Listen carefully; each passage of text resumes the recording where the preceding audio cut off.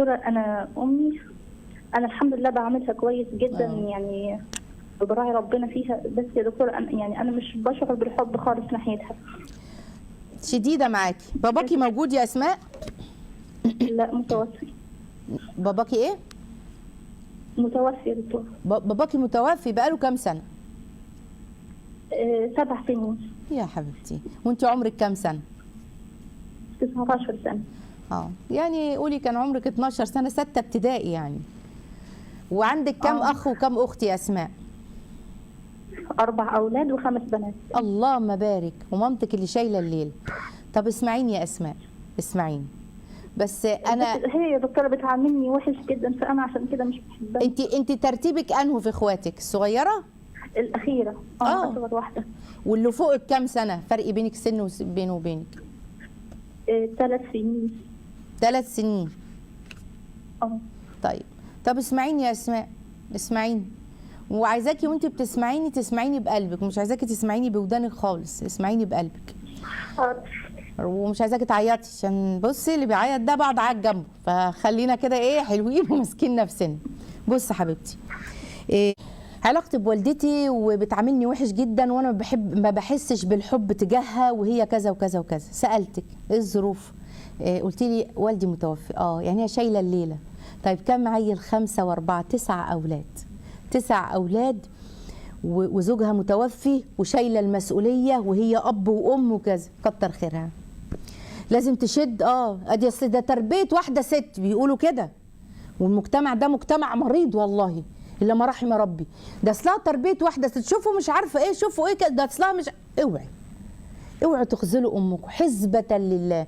بتزعق، بتقول بطريقه كذا، ما عندهاش ما فيش وقت للطبطبه وكذا.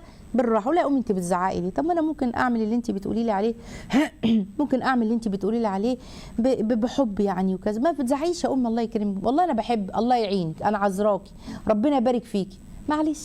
معلش حتى لو هم مش فاهمين حبايبي، احنا بالراحه عليهم، لان الله يكون في عونهم، والله يكون في عونها في مسؤوليه زي دي، من غير زوج، من غير سند، من غير حبيب. الله سبحانه وتعالى يا رب يتولاكم، اللهم امين. ويا رب يعني اوكل اموركم كلها لله سبحانه وتعالى. ربنا يا رب يقضيها لكم ويخفف عن امك. وانتي خليكي النسمه الريحانه يا اسماء. طب اذتني، احتسبي. يا دي الهنا، يا دي الهنا ويا دي المنى. يوم لما يجي لنا حد يأذينا واحنا نحتسب عند الله سبحانه وتعالى الاذيه دي. يوم ما حد يعمل فينا حاجه واحنا نقول له يا رب اهو شفت بقى اتاذينا اهو، يا رب بقى انت راضي بالكلام ده، احنا راضيين، يلا يا رب كذا وكذا. قولي لربنا يا رب امي اهديها، يا رب انا عايزه البر، يا رب انا مش هندخل نار، خلي بالك خلوا بالكم من المعاملات. مش عارفين يتعاملوا هم، ربنا يحاسبهم. نحاول معاهم برضو بالحسنى والكلام ده. دام بتأمرني بطاعه مش بمعصيه، حاضر. ممكن الاسلوب وحش، معلش نستحمل عشان خاطر ظروف امك. يا بنتي تحت قدمها فسمى الجنه. الجنه تحت رجليها، اقعد تحت رجليها كده واقول دي الجنه.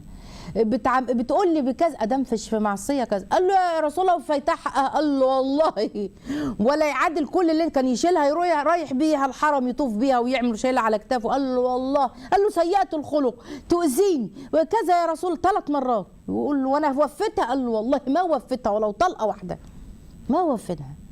فبالراحه عليهم، معلش مساكين. والجيل ده ان شاء الله الجيل اللي طالع يبقى فاهم شويه. الجيل ده جيل مسكين شويه وما عندوش من اساليب، بيتصرف بالسليقه وبيتصرف بالفطره. فمعذره نعذرها، وادعو الله سبحانه وتعالى يرزقك برها يا اسماء، ويجعلك صالح، يجعل يا رب صيامك ده تخش من باب الريان ومن باب البر، اللهم امين. اوسط الجنه الوالد، اوسط الجنه وتحت الجنه فسمى اقدامها. ادعو الله سبحانه وتعالى لك يا رب بالصلاح وهدايه القلب للامر ده، اللهم امين.